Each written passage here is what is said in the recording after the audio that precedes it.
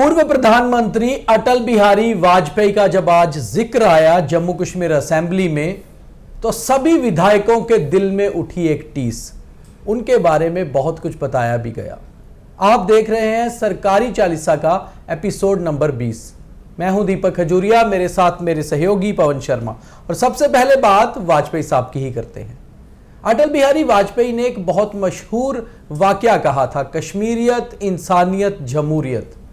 और अगर वो सब कुछ रहता तो शायद आज जम्मू कश्मीर यूटी नहीं होता। मगर अगर हम ये बात करें कि क्या वाजपेयी जी होते तो धारा 370 जाती और यूटी बनती, तो वाजपेयी जी भी उसी पार्टी से आते थे जो धारा 370 उठाने को शुरू से अपना मुद्दा मानती है कश्मीर से। तो पवन जी, ये जो उमर अब्दुल्ला साहब ने आज कसीदे तो बहुत पढ़े वाजपेयी जी के, जो है उनकी शख्सियत को लेकर, उनकी पर्सनैलिटी को लेकर, और ये कहा कि अगर वो होते तो आज शायद हम यूटी में नहीं होते, स्टेट होती।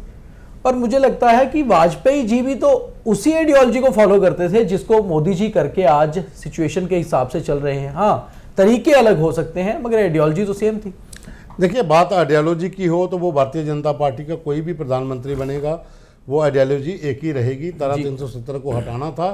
पंडित श्यामा प्रसाद मुखर्जी का बलिदान व्यर्थ नहीं जाएगा। एक विधान दो संविधान नहीं चलेंगे, वो आइडियोलॉजी है। लेकिन अटल बिहारी वाजपेयी का जो टेन्योर था वो लीक से हटकर था। आज भी आप पुंछ, मेंढर, रजौरी, दरहाल, बुद्धल, जहाँ बिलावर, बनी, बसोली, मशेड़ी, किसी भी गुज्जर जहाँ दूर दराज रहने वाले पहाड़ी कबीले के किसी बंदे को पूछिए कि आपको सबसे अच्छे प्रधानमंत्री कौन लगते हैं, तो वाजपेयी जी का नाम। वाजपेयी जी का नाम। क्योंकि उन्होंने एक चीज़ जो जम्मू कश्मीर को लेकर जब पहली बार वो प्रधानमंत्री बने थे तो उन्होंने कहा था कि पड़ोसी जो है, वो तो पाकिस्तान के लिए भी सॉफ्ट थे। जब कारगिल हुआ तो फिर उन्होंने ये कहा कि पड़ोसी जो होता है वो हमसाया की तरह होता है, उसको बदल नहीं सकते, मुसीबत में काम आता है। और कश्मीरियत, इंसानियत, जमहूरियत ये साथ लेके चलना है। और उनके जो एजेंडे थे जम्मू कश्मीर को लेकर, क्योंकि कोलेशन की गवर्नमेंट थी, तो उस समय का जो उनका एक व्यक्तित्व लोगों के सामने आया, सबको पता था वो आरएसएस के हैं, सबको पता था कट्टर हैं, लेकिन कश्मीर के अंदर, जम्मू कश्मीर के अंदर लोग उनके फैन हुए।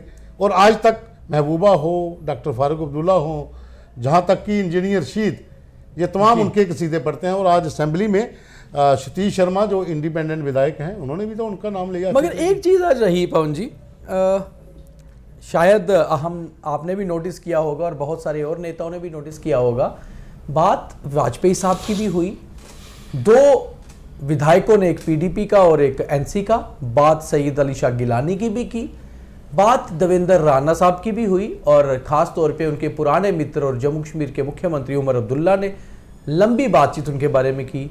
मगर कहीं ना कहीं पवन जी, बात मदन लाल शर्मा की वैसे नहीं हुई जैसे होनी चाहिए थी। एक ऐसा डोगरा लीडर जो 2 बार एमपी, 1 बार मंत्री और 3 बार विधायक रहे, और जम्मू कश्मीर, जम्मू रीजन के खास तौर पे एक लार्जेस्ट देन लाइफ थे। उनका बेटा आज कैबिनेट मिनिस्टर है, उनका भाई जो है वो एक फ्रंट रो में ऑपोजिशन की बैठते हैं। मतलब परिवार के ही दोस्त 10 से मौजूद थे, मगर उनके बारे में विस्तार से किसी ने नहीं बोला। बिल्कुल आपने सही कहा। इन दोनों ने, बाकी किसी और पे तो बात आप करो तो वो एक तरफा बात हो जाती है कि उन्होंने मदन जी का नाम नहीं लिया, लेकिन श्याम जी का और उनके बेटे का, ये आज उनके बारे में थोड़ा खुल के बोलना चाहिए था। हालांकि सतीश ने बोला कि उनके पिता हैं, कि उनको श्रद्धांजलि है, लेकिन अगर खुल के बोलते, एक अच्छा सिस्टम से बोलते तो बढ़िया होता। तो वो उस तरीके से जो एक अपेक्षा सब लोगों को थी कि हम सोच रहे थे, जहाँ कोई भी व्यक्ति जो बाहर बैठा है जिसको ये पता हो, वो ये सोच रहा था कि भारतीय जनता पार्टी की ओर से अगर सभी लीडरों के नाम ले रहे हैं तो श्याम जी शायद मदन जी का नाम लेंगे, और सतीश जो है वो भी इसके ऊपर खुलकर बोलेंगे। लेकिन लिमिटेड बोला, वो थोड़ा सा अखरा है वो। मतलब कहीं ना कहीं जो एक डोगरा लीडर को श्रद्धांजलि जानी चाहिए थी वो नहीं गई। शायद कुछ ये भी बात थी कि मदन लाल शर्मा कांग्रेस के दिग्गज नेता थे, कांग्रेस ने भी उनका जिक्र नहीं किया। उनके बेटे इंडिपेंडेंट है और नेशनल कॉन्फ्रेंस की सरकार में कैबिनेट मिनिस्टर हैं, उन्होंने भी उतना जिक्र नहीं किया। और उनके भाई आज बीजेपी में हैं, तो कहीं ना कहीं पार्टी में तो चाहे परिवार का कोई भी सदस्य नहीं है जहां से मदन लाल शर्मा आते थे, मगर एक बड़े नेता के तौर पे उनका जिक्र होना चाहिए था, ये हम मानते जैसे मनकोटिया ने भीम सिंह के बारे में बहुत विस्तार से बोला, बिल्कुल, और बढ़िया तरीके से बोला। कम से कम बोलना चाहिए था, बात रखनी चाहिए थी। बात रखनी और ये मौका है जो निकल गया, दोबारा हाथ नहीं आएगा, क्योंकि ऑबिचुरीज का आज एक दिन था और जिसको भी दी गई कुल 57 ऑबिचुरीज आज थी। अब आगे बढ़ते हैं तो 3 विधायकों को पैनल चेयरमैन बना दिया गया है। ये जो पैनल होते हैं ये असेंबली के पैनल्स होते हैं, अलग अलग बिल्स को लेकर, अलग अलग रेजोल्यूशंस को लेकर, और स्पीकर इन्हें नियुक्त करते हैं और उसके बाद इनके अंडर कुछ और एमएलएस भी बनाए जाते हैं, जैसे हाउस कमेटीज बनती हैं। उस हिसाब से 3 विधायकों को पैनल चेयरमैन के लिए नियुक्त किया गया है। इन तीनों में से एक मुबारक गुल है, नेशनल कॉन्फ्रेंस से हैं, दूसरे मोहम्मद यूसुफ तारिगामी हैं जो सीपीआईएम से आते हैं मगर नेशनल कॉन्फ्रेंस की अलायंस के साथ है, और तीसरे बीजेपी से सुरजीत सिंह सलाथिया है, एक पुराने वो भी विधायक हैं क्योंकि 3 बार विधायक रहे हैं, 2 बार मंत्री भी रह चुके हैं, फिलहाल बीजेपी के साथ हैं। तो पवन जी, मेरे ख्याल से जो तीनों बनाए गए पुराने विधायकों को बनाया गया, सही चॉइस है। देखिए, पैनल चेयरमैन जो होते हैं वो थोड़े एक्सपीरियंस होना चाहिए, उनको पता कौन सी कमेटी को लेकर क्या चेयरमैन डिसीजन ले सकता है, किस तरीके से इसको हैंडल करना है, क्योंकि नए विधायक भी वहाँ पर अपने मुद्दे लेकर आते हैं पैनल में और पुराने भी आते हैं, तो वहाँ पर एक्सपीरियंस व्यक्ति का होना बहुत ज़रूरी होता है। और मुबारक गुल भी तो बहुत पुराने हैं जी, तारागामी भी बहुत पुराने हैं, और सुरजीत सिंह सलाथिया भी बहुत पुराने हैं। अभी बीजेपी में पहली बार जीते हैं, लेकिन वो नेशनल कॉन्फ्रेंस के समय 2 बार मंत्री रहे हैं, 3 बार के विधायक हैं। तो कहीं ना कहीं ये इन लोगों को जो पैनल चेयरमैन बनाया गया है, ये उसलिए इन एक्सपीरियंस लोगों को लाया गया ताकि जब पैनल कमेटी के अंदर कोई भी मुद्दे आते हैं, जब कोई भी इशू लेकर आता है, उसमें अधिकांश जो नए चुनकर विधायक जाते हैं उनके ज़्यादा मुद्दे होते हैं, तो वो थोड़े अग्रेसिव भी होते हैं, तो पैनल चेयरमैन उनको समझा भी सकता है। तो कश्मीर में आतंक का सिलसिला थमने का नाम नहीं ले रहा है। बांडीपुरा में एक एनकाउंटर आज शाम शुरू हुआ, जिसमें अभी तक जो जानकारी आ रही है, एक आतंकी को सुरक्षा बलों ने मार गिराया है। एनकाउंटर अभी चल रहा है, शायद जब तक आप ये कार्यक्रम देखें एनकाउंटर खत्म हो चुका हो, मगर हर रोज कोई ना कोई आतंकी गतिविधि देखने को कश्मीर में मिल रही है। वहीं हंदवाड़ा में जो अपर कश्मीर में आता है, नॉर्थ कश्मीर में, वहां एक आतंकी से एक पिस्टल बरामद की गई है और कहा जा रहा है जिससे पिस्टल मिली है वो आतंकी का सहयोगी था, मगर सहयोगी भी आतंकी ही हुआ जो आतंक के राह पर चल रहा है।